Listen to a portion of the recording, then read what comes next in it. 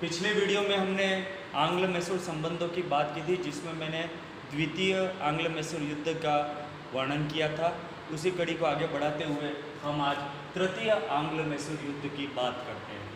तीसरा आंग्ल मैसूर युद्ध 1790 से 92 के मध्य हुआ था। जैसा कि मैंने पिछले वीडियो में बताया था कि दूसरे आंग्ल मैसूर युद्ध के दौरान मैसूर के शासक हैदर अली की मृत्यु हो गई थी और उसके स्थान पर उसका पुत्र टीपू सुल्तान, जो उसका उत्तराधिकारी था, उसने उस युद्ध को जारी रखा और संधि के द्वारा वह युद्ध समाप्त हुआ। लेकिन एक तरह से जो द्वितीय युद्ध समाप्त हुआ वह अंग्रेजों के लिए एक गैप था, एक मध्यांतर काल था। अंग्रेजों का जो पॉलिसी थी वह यह थी कि किसी भी प्रकार से स्थानीय शासकों को पूरी तरह से समाप्त कर देना। अतः वह इस पीरियड को, इस शांति काल को अपने लिए सिर्फ तैयारी का काल मानते थे। लॉर्ड कॉर्नवालिस, यहाँ पर हमें अंग्रेजी गवर्नर लॉर्ड कॉर्नवालिस नजर आता है। द्वितीय युद्ध के दौरान हमने चर्चा की थी, उस समय वारेन हेस्टिंग्स अंग्रेजी गवर्नर था। यहाँ पर अगला गवर्नर जनरल लॉर्ड कॉर्नवालिस नजर आता है, जिसने निजाम और मराठों को मिलाकर टीपू सुल्तान के खिलाफ एक त्रिगुट का निर्माण किया था। टीपू सुल्तान भी इस बात को अच्छे से जानता था कि निकट भविष्य में भी अंग्रेजों के साथ टकराव होगा, अतः उसने भी विदेशी सहायता प्राप्त करने की कोशिश की। 1784, 1785 में उसने अपना दूत मंडल कुस्तुनतुनिया भेजा।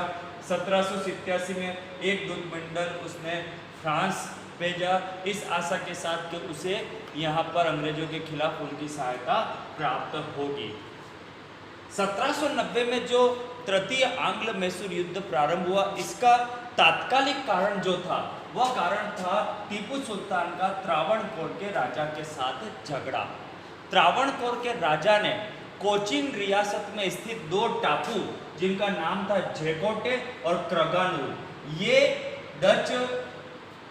डचों के पास थे और डचों के साथ वह इन दोनों टापुओं को खरीदने का सौदा कर रहा था, जो कि कोचीन रियासत में थे।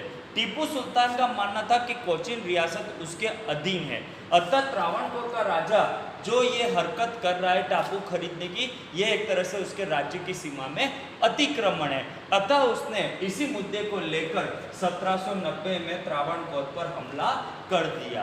त्रावणकोर का राजा जो था वह अंग्रेजों का मित्र था। दोनों के बीच में 1784 में एक संधि हुई थी, जो त्रावणकोर और अंग्रेजों के बीच में हुई थी, जिसके अंतर्गत त्रावणकोर का राजा अंग्रेजों का मित्र बन गया था और अंग्रेजों ने उसे किसी भी युद्ध में सहायता देने का वचन दिया था।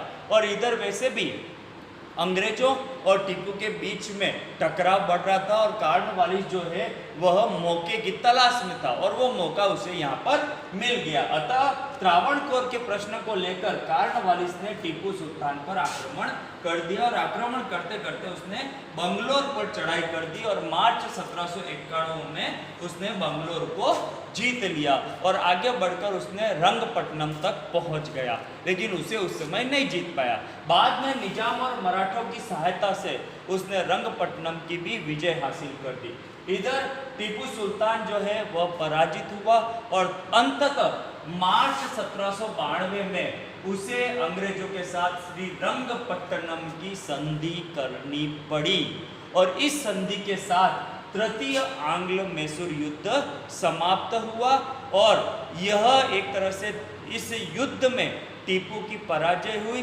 टीपू को अपना आधा राज्य अंग्रेजों को सौंपना पड़ा। लगभग 3 करोड़ रुपया क्षतिपूर्ति के रूप में उसे अंग्रेजों को सौंपना पड़ा। जो आधा राज्य मैसूर का अंग्रेजों को सौंपा गया, उसको अंग्रेजों ने, मराठों ने और निजाम ने आपस में बांट लिया। इस प्रकार तृतीय विश्व युद्ध समाप्त हुआ और टीपू सुल्तान को यहाँ पर अंग्रेजों के साथ पराजित होना पड़ा।